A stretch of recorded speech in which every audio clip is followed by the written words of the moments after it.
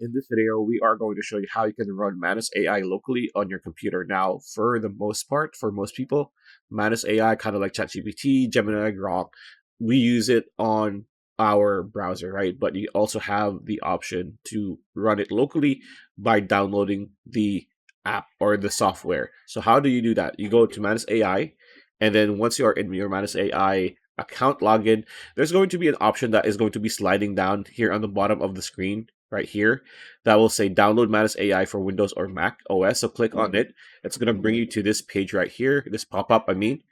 So this pop-up will appear. After that, you will need to click on Open Microsoft Store.